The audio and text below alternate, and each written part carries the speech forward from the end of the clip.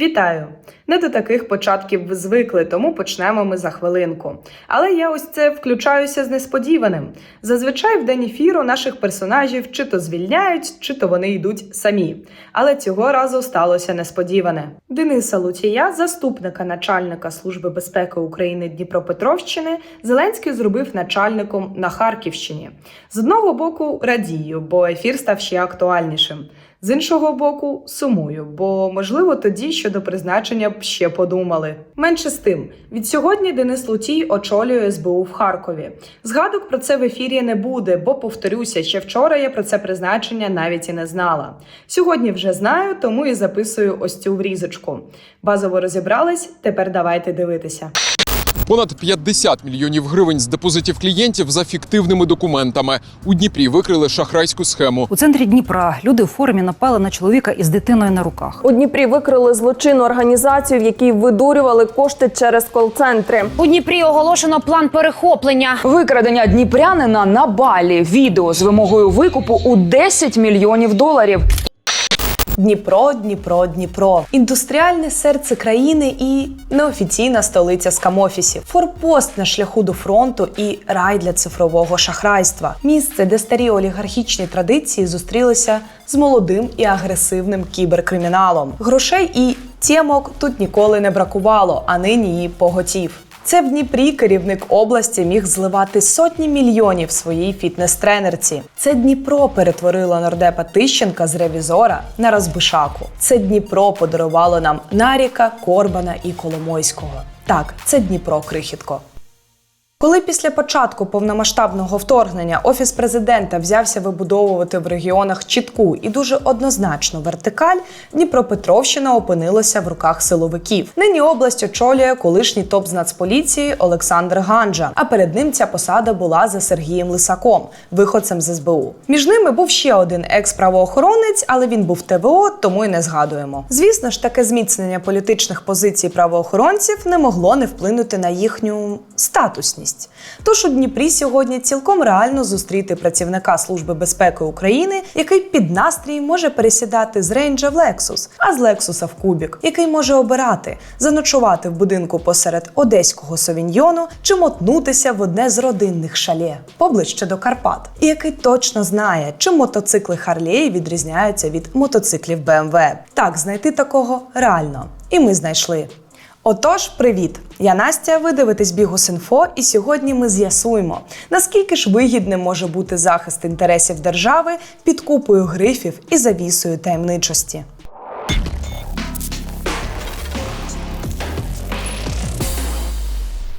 Денис Лутій, працівник СБУ Дніпропетровської області.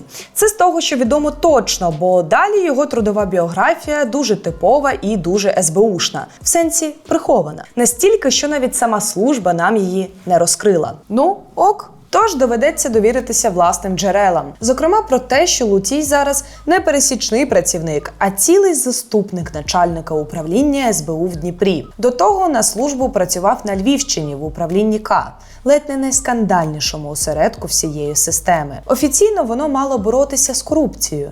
Неофіційно цією ж корупцією і займалося. Працівники управління свого часу, здається, зуміли побити всі рекорди за кількістю згадок в журналістських розслідуваннях, чого вартує лише Павло Демчина, екс-замголови СБУ та екс-очільник цього ж таки К. Ну, якщо ви мешкаєте з кимось, то ви ж маєте вказати це в електронній декларації. Не мешкаєте? Просто відвідуєте. А скажіть, будь ласка, за які кошти людина придбала оцей будинок? Це було до того. До того ще? До чого до того? До нашого, скажімо так. До вашого... Поки ми на діти були. За період роботи, не найдовший до слова, Демчина втрапив щонайменше у 3 гучні скандали. Із блокуванням експорту горіхів, блокуванням імпорту скрапленого газу та розкішними статками родини. Нормальний такий маркер, погодьтесь. Після служби в управлінні К Лутій перебрався в Одесу і прямісінько в Державний Одеський морський торговельний порт, де став заступником директора з питань безпеки. Так от на цій посаді Лутій потрапив в публічний скандал. І потрапив з ноги. Безпекою він опікувався настільки відчайдушно, що побив одного зі співробітників порту під час сварки. Власне, на цьому публічність Лутія завершилася. І, здається, даремно. Тож будемо це виправляти. Бо Лутій повернувся на службу. У лютому 2022 року, на третій день від початку повномасштабного вторгнення, він повернувся з-за кордону та мобілізувався до лав СБ України. Він брав активну участь в обороні країни на Запорізькому напрямку, за що отримав статус учасника бойових дій та орден за мужність 3-го ступеня. Зараз він на топ-посаді в обласному управлінні, у якого викликів більше, ніж достатньо. Це і економічна безпека, і боротьба з колабораціонізмом, і контррозвідка. Усе те, що в прифронтовому Дніпрі після 22-го року має особливу вагу. Повторюся, вчора Дениса Лутія призначили очолювати управління СБУ в Харкові. Посада, пов'язана із захистом держави, винагороджується захистом від сторонніх очей. Декларації переважної більшості працівників Служби безпеки, навіть її керівного складу, не публічні. Така закритість пояснюється безпековими питаннями, і це справедливо. Але нерідко цією справедливістю силовики починають зловживати. Бо приховувати чутливу інформацію про важливих працівників – це одне. А приховування ними котеджів і автопарків, які взялися ні звідки, геть інше. Скажу відверто, про Лутія донедавна я не знала в принципі. Що й не дивно, майже відсутні згадки в новинах. 0 заяв, 0 фотографій, 0 інформації. Але в численних редакційних чатах один з підписників порадив нам звернути на нього увагу. Ми звернули. І були здивовані. Зараз зрозумієте чому. Ну окей, не прямо зараз, за декілька хвилин. Бо зараз нам треба познайомитися з його родиною. Ось, наприклад, батько Григорій Лутій. До речі, виходить, теж працівник СБ в минулому. Причому на контору в чоловіка явно зуб. Не так давно він судився з одеським управлінням через те, що останні не хотіли робити і передавати в пенсійний фонд довідку про розмір його грошового забезпечення, щоб Лутію-старшому перерахували пенсію. Живе він в рідній для сімейства Лутіїв Кодемі. Це містечко в Одеській області. Займається, схоже, здачею сільськогосподарських паїв в оренду. Має 4 гектари на Одещині і майже 10, але на Вінниччині. Це, звісно, доволі нормально так землі, але й латифундистом Лутія-старшого назвати складно. Плюс господарство на ній веде не він, а компанії, яким він свої ділянки здає. Теща Дениса Лутія – Галина Джуган. Жінці 69 років. У своїх соціальних мережах також вказала, що живе в Кодемі і, зважаючи на дописи, працювала, чи може й досі працює, вчителькою у місцевому ліцеї. Брат Дениса Лутія – Руслан. Вже багато років живе в Києві. Сам він – колишній спортсмен, а нині тренер і футбольно-футзальний арбітр. Ну і дружина Дениса Лутія – Юлія. Ні, на відміну від цілої низки попередніх випусків, в цьому не прозвучить нічого про успішний бізнес. І про неуспішний теж. Ну, бо в Юлії бізнесу немає і ніколи не було. Ні компанії, ні ФОП, нічого. Коротше, оце знайомство нам було потрібно, щоб зрозуміти. В родині СБУшника жодного СЕО. Але при цьому родина живе так, ніби дивіденди їм виплачує одночасно і Google, і Apple. От взяти хоча б для початку вже згадану тещу вчительку. У 23-му вона вирішила зробити зятю щедрий подарунок і переписала на нього ділянку. Ні, не в рідній Кодемі. На одеському Совіньйоні, на узбережжі Чорного моря. Це місцева конча заспа з відповідними цінами і сусідами. Так, це саме тут оселилася родина начальника кіберполу Юрія Виходця з сюжету нашої Олі. Якщо не бачили, лінк в описі під відео. Будинки тут стартують від 6 мільйонів гривень. Це прям мінімальний мінімум, який можна знайти на OLX нерухомість. Бо ціни там доходять до ледь не безкінечності. Ось такий будиночок, наприклад, коштує $500,000. Ось ще оголошення. Ну і ще одне, щоб напевне. Ну так а чого ти хати показуєш, якщо тещі вчительської зарплати тільки он на діляночку вистачило? Спитайте ви. Відповідаю, де юре так, подаровано тільки землю. Де-факто кіндер-сюрприз. В сенсі 2 в 1.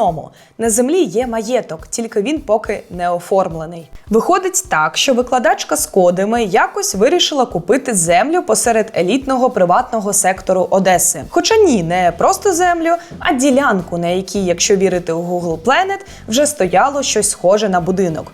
Ще не готовий, але вже навіть з дахом. Ну, а раз всі карти так гарно лягли, то чому б не подарувати таке добро зятю? Я так дуже приблизно прикинула, що при навіть нинішній середній вчительській зарплаті їй знадобилося б якихось 33 роки працювати виключно на найдешевший будинок на Совіньйоні. Звісно ж, без витрат на їжу, одяг і комуналку.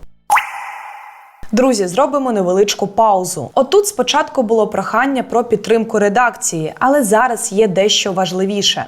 Ми в Бігус.Інфо відкрили допоміжну банку у великому зборі для медслужби Ульф Вовків да Вінчі. Загальна ціль – 6 мільйонів, а наша – всього 100 тисяч. Підтримайте тих, хто щодня рятує життя. Сьогодні це справді важливо. Ми тут порахували, що якщо кожен, хто дивиться це відео, закине хоча б по гривні, ми закриємо збір вже сьогодні, а то і зберемо з надлишком. Тож долучайтесь. Передаємо естафету дружині. Ще раз нагадаю, що в Юлії Лутій ніколи не було бізнесу. І нема досі. Втім, це не завадило їй за останні кілька років дорого пошопитися на ринку нерухомості. В передостанній місяць 2021-го жінка вкинулася в одразу 2 квартири у клубному будинку «Авіньйон», що в Одесі. Закрита територія, підземний паркінг, 10 хвилин пішки до моря. Коротше, бізнес-клас. На той момент одна квартира такої площі від забудовника, в сенсі з голими стінами, коштувала близько $40 тисяч. Множимо на 2 – маємо 80 тисяч. Ключі Юлія отримала доволі швидко, вже влітку 22-го. Тоді ж Юлія не відмовила собі її в статусному авто і пересіла в новенький Range Rover Velar 2021 року випуску. На той момент це 50 з гаком тисяч доларів. Лутій Денис Григорович звільнився зі служби в СБУ у 2020 році. Щодо майна, яким володіє дружина співробітника служби, воно було придбано у той період, коли Лутій Денис Григорович не працював у структурі СБУ та не обіймав жодних посад у спецслужбі. Ми пам'ятаємо, між роботою на службу Лутій встиг в прямому сенсі поборотися за безпеку Одеського порту державного і повернувся в СБУ з початком повномасштабного вторгнення. І от тут трохи не сходиться. Бо що? Бо пройшло 2 роки, і у 2024 році жінка вирішила ще трохи вкинутися в нерухомість на Заході. До того ж, в неї там вже було 3 квартири, в які вона інвестувала кілька років тому. Тож придбала ще землю і будинок у котеджному містечку Лагом, що в Сокільниках, новому і дуже перспективному передмісті Львова. Будинок немаленький, на 126 квадратних метрів. І, вочевидь, не дешевий. Найбюджетніший таунхаус від забудовника, бо за проєктом містечка саме вони такої площі, тоді мав би обійтись у більш ніж 6 мільйонів гривень, або ж під 160 тисяч доларів. В Сокільники родина, вочевидь, їхала цілеспрямовано, бо роком раніше поруч розпочав освоєння навколишніх територій батько СБУшника Григорій Лутій і купив аж 2 земельні ділянки ось тут, у приватному секторі. Цільове призначення під будівництво житлового будинку. Площа космічна, більше 50 соток. Будинку поки немає, але по нинішнім цінам тільки ділянки можуть потягнути тисяч на так $250. Ну а коли невістка скупилася в Лагомі, Григорій вирішив докупити землі ще й в цьому котеджному містечку. Під кінець 24-го він уклав із забудовником договір суперфіцію, що означає ще одному маєтку бути. Проміжний результат. Виходить, що з 21-го року дружина та батько топ-СБУшника з Дніпра придбали активів, що зараз потягне на більш як $500 000 без бізнесу, СМС та реєстрації. Втім, як ви вже здогадались, така ж доля спіткала і інших членів родини Дениса Лутія. Тож наступний в списку – брат-спортсмен Руслан. Часто спорт – це про швидкість і міць. Те саме можна сказати і про Mercedes-Benz G63 AMG, бо вони зустрілися. Свіжий мерс і брат СБУшника. Втім, схоже, їх зустріч відбувалася тільки на папері, бо на кубік повісили номерний знак з такою ж комбінацією цифр, як і на веларі дружини Дениса Лутія. Причому за нього ще й доплатили понад 100 тисяч гривень. Ну, а сам СБУшник періодично перевищував на цьому мерсі швидкість на трасах і отримував штрафи. Скільки коштують кубіки, нагадувати не буду. Хоча ні, буду. Зараз G63 AMG 2020 року випуску коштує близько 150 тисяч доларів. Очевидно, раніше було ще дорожче. Хоча, дідько, куди ще дорожче? При цьому самому брату залишився Kia Sportage. Ну, а що, теж крепкий, теж майже позашляховик. Правда, 16-річний. Ну і коштує разів 15 дешевше. Чоловік його виставив на продаж нещодавно за $12 000, що дуже контрастує з Кубіком, погодьтесь. Втім, 4 колеса везуть тіло, а 2 душу. Тож колись у Дениса Лутія був мотоцикл. Тепер у Дениса Лутія мотоцикла немає. Зате вже згадана 69-річна теща зараз має у власності Honda GL 1800 Gold Wing. Тут якось би пожартувати про вчительку на байку, але ж, матінко Божа, це 2-літровий, 400-кілограмовий крузер суворих мужчин, які взялися підкорювати безкрайні простори Вайомінга. Ну, окей, на крайняк він пасуватиме якомусь міцному СБУшнику з Дніпра, але явно не пані пенсійного віку. Щодо рухомого та нерухомого майна інших родичів співробітника служби, у тому числі тещі Лутія Дениса Григоровича, то вони придбали відповідну власність за рахунок особистих коштів та накопичень, а також з інших законних джерел, позик тощо. Усі операції зі своїм майном, придбання, продаж, дарування тощо вони здійснювали самостійно, виходячи із особистих потреб та їх сімейних інтересів. Окей, я ще розумію, сімейні інтереси – це переписати дорогий будинок на Совіньйоні на зятя, бо все ж найкраще дітям. Але 2-літровий байк для 69-річної пані – це що ж там за особисті потреби то такі? Ще 2 новеньких мотоцикли 2025 року випуску є у власності Яніни Рокіцької. Це вкрай пафосні BMW Adventure і Harley-Davidson Road Glide. Кожен з цих апаратів тягне на 30-40 тисяч доларів. Хто ця Рокіцька і яким боком до Лутія? Ми б теж страшно хотіли б знати, бо ФОП Рокіцька зі Львова якось аж занадто пліч-опліч іде з родиною СБУшника. Дивіться, Денис Лутій, виявляється, порушує правила дорожнього руху не лише за кермом типу братового геліка, але й у свіжому Лексусі RX 350. Щодо автомобілів, які належать третім особам, то вони не перебували у постійному користуванні Лутія Дениса Григоровича. Менше з тим, Lexus, що не в постійному користуванні Лутія, записаний на Рокіцьку. Це перше. На цьому тлі раптове захоплення Рокіцької мотоциклами, аж таке, що вона в один рік вирішує купити цілих 2 і обидва з салону – друге. Є ще і третє. На початку минулого року Яніна Рокіцька проінвестувала у 2 будинки в котеджному містечку Лагом. Але на цьому не зупинилась, тож цьогоріч в неї плюс ще одна ділянка з вже готовим будинком. І все це у тому самому котеджному містечку, куди раніше вже вклалися дружина і батько СБУшника. Так, 3 будинки. Найдешевший зараз тут коштує більше 7 лямів. Звісно ж, в голову одразу лізуть непристойні думки про такий вже звичний для українських посадовців формат співпраці з третіми особами, при якому ці самі треті особи погоджуються за винагороду оформити на себе якусь частинку майна посадовців, яке вже ніяк не налізає на деклараційний дебет з кредитом. Цих третіх осіб зазвичай звуть вішаками, або ж фунтами. Чи можна назвати фунтом Рокіцьку? Давайте розберемо. Жінка зареєстрована як ФОП з 2013 року. Основний вид діяльності – діяльність готелів і подібних засобів тимчасового розміщування. У 2019-му, судячи з цього фото в Інстаграм, працювала у львівському готелі «Плазма». Десь тоді ж користувалася її одноіменною електронною поштою. А потім прийшов 2024-й, і вона стала мільйонеркою. 2 мотоцикли, Lexus, на якому їздить СБУшник, і 3 дорожезних хати. В тому ж котеджному містечку, куди нещодавно вклалася знову ж таки родина СБУшника. Може, вона і до цього жила широко? Може, але тоді робила це тихцем, бо офіційно Рокіцька з 2015 року володіла лише однією невеличкою квартирою у Львові, у багатоповерхівці радянських часів. Хто вона родині Лутія? В мене немає відповіді. Гадати можна скільки завгодно, але ж простіше запитати в неї самої. Хоча ні, не простіше. Добрий день, а це не Яніни Рокіцької номер телефону? Добрий, не зовсім. Я її знаю, але це не її особисто. А у вас є номер телефону? А хто турбує, по якому питанню? Я журналістка редакції Бігус.Інфо. Хочу задати їй декілька питань.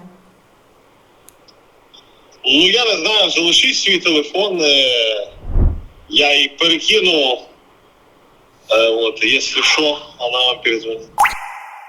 Виходить, як в якомусь анекдоті. Зібралися якось вчителька з провінції, пенсіонер, дружина СБУшника і ФОП зі Львова. І накупили хатів, квартир, машин і мотоциклів на більш ніж $1 мільйон за пару років. Але щось якось не дуже смішно, ні? Історія вийшла дуже класична. Така до нудоти знайома. Підстав сюди замість прізвища Лутій будь-яке інше, ніхто б не звернув увагу. І в цьому, бляха, найбільша проблема. Мільйони баксів, які беруться в українських силовиків з повітря, це вже, бачите, звично, банально, знайомо. Всі звикли. Так створюються нові нормальності. І якраз це ненормально. Але що маємо, то маємо. Не таких державних таємниць ми заслужили. Ну, і ще момент. Не знаю, як вам про це правильно сказати, але поки ми готували цей сюжет, писали запити, обдзвонювали родичів і третіх осіб Лутія, його дружина подала на розлучення. Ні, ну, життя буремне і всяке буває, але я все ж сподіваюсь, це сталося не через нас і не є спробою приховати активи. Бо якщо так, то спроба провалилася. На сьогодні в мене все. Якщо вам сподобалось, ставте вподобайку під цим відео і поширюйте друзям. Ставайте нашим патроном і будьте разом з нами у цій боротьбі. А на додачу отримайте доступ до ранніх прем'єр і закритого чату з командою. Незабаром побачимось.